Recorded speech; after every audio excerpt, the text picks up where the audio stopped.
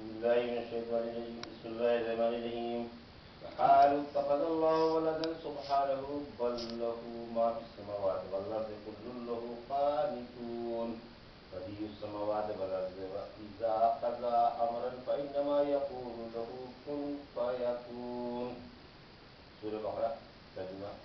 انہوں نے کہا اللہ کی اولاد ہے، وہ تو اس سے پاک ہے، بلکہ آسمان و زمین کی ہر چیز اسی کی ہے، ہر چیز اس کی اطاعت گزار ہے، وہی زمین و آسمان کا ایجاد کرنے والا۔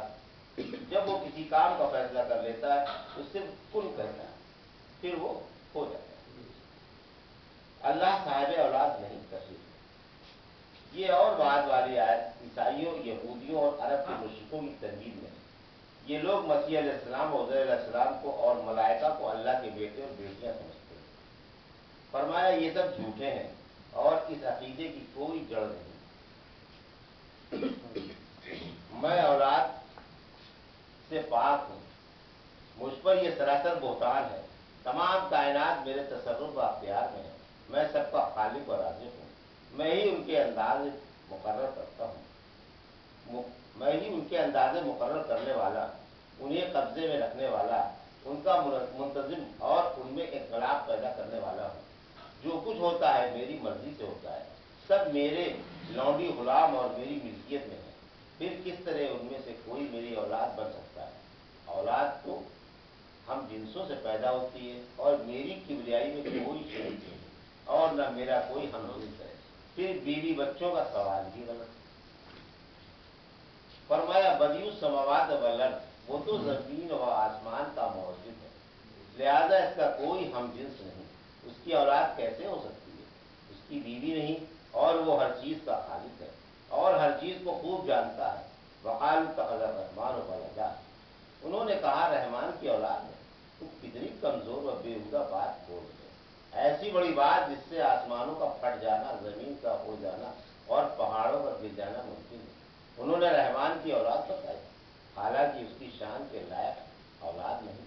آسمان و زمین کی ہر چیز اس کے سامنے غلام بن کر آنے والی ہے، اس نے ایک ایک کو گن رکھا ہے، ان میں سے ہر ایک قیامت کے دن تنہا تنہا آنے والا ہے۔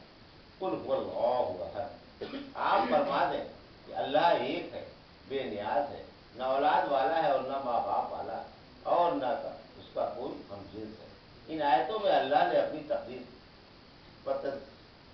و تنزیہ بیان کے فرمائی ہے کہ میں وہ عظیم شہنشاہ ہوں جس کی نظیر و مثال نہیں، میرا نہ کوئی ہم جنس ہے اور نہ کوئی مد مقابل۔ تمام کائنات کو میں نے پیدا کیا ہے اور وہ میری پرورش میں۔ اگر ان تمام باتوں میں غور کیا جائے تو یہی کہتے بن پڑے گا کہ واقعی مخلوق میں سے کوئی بھی اللہ کی اولاد کے قابل نہیں۔ ایک حدیث قدسی میں ہے کہ اللہ نے فرمایا مجھے ابن آدم نے جھٹلایا، حالانکہ اسے یہ لائق نہ تھا، اور برا بھی کہا، حالانکہ اسے یہ زیبا نہ تھا، یہ کہہ کر تو جھٹلایا کہ اللہ نے جیسے مجھے ایجاد کیا ایسے دوبارہ پیدا نہیں کر سکتا، حالانکہ دوبارہ پیدا کرنے سے زیادہ ایجاد کرنا مشکل ہے، اور یہ کہہ کر میری بے ادبی کی کہ میری اولاد ہے، حالانکہ میں ہی سچا معبود ہوں، تنہا ہوں، بے نیاز ہوں، نہ اولاد والا ہوں اور نہ ماں باپ والا، اور نہ میرا کوئی ہم جنس ہے۔ رحمت عالم صلی اللہ علیہ وسلم نے فرمایا بری باتیں سن کر اللہ سے زیادہ صبر والا کوئی نہیں، باوجود یہ کہ لوگ اس کی اولاد بتاتے ہیں جو کمال بے ادبی ہے، پھر بھی وہ انہیں روزی پہنچاتا ہے اور امن و عافیت میں رکھتا ہے۔ اللہ کے برکت، اس کے بعد اللہ کی رحیمی دیکھتی ہے۔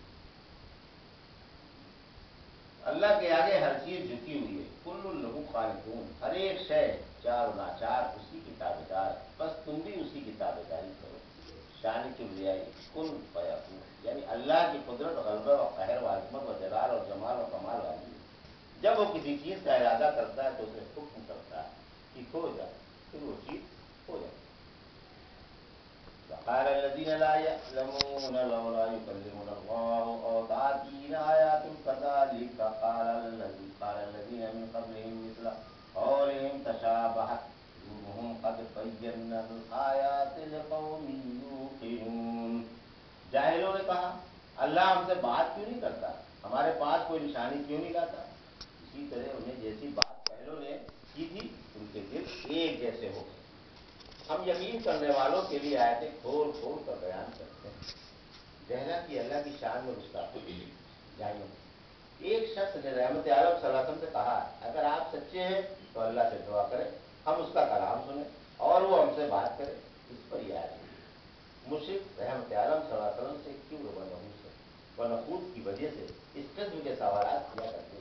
लिहाजा ये सवाल भी उन्हीं का था, उनसे पहले अहले किताब की इसी किस्म का बेकार सवाल करने के आदि थे। जैसा कि फरमाया, मिसाल को अहले किताब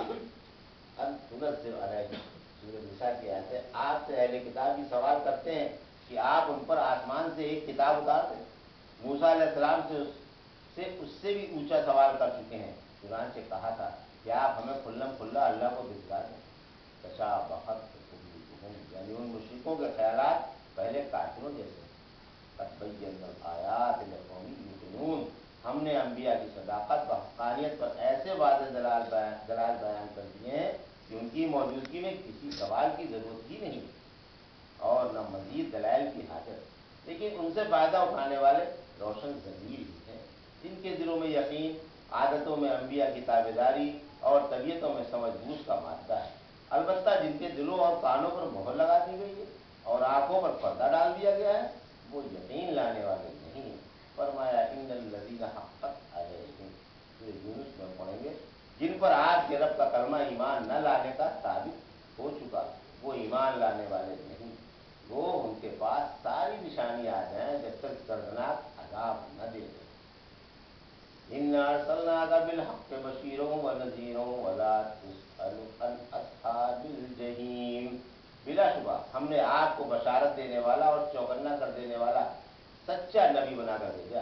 आपसे जिनों के बारे में, आपसे जहन्नमियों के बारे में बात को सुनना हो। रहमत आलम सल्लल्लाहु अलैहि वसल्लम बशीर व नज़ीर बनकर मौजूद। आप में नबी जन्नत सुनाने वाले और अजाब जहन्नम से डराने वाले हैं। वला तसअलु अन अस्हाबिल जहीम, यानी हम आपसे न पूछेंगे कि लोगों ने आपको क्यों नहीं माना, बल्कि न मानने वालों से पूछेंगे कि तुमने रहमत आलम सल्लल्लाहु अलैहि वसल्लम को क्यों नहीं माना। फरमाया फइन्नमा अलैकल बलाग, जो रात किया गया आपके जिनमें महज तबलीग है, हिसाब हम आप दे लेंगे।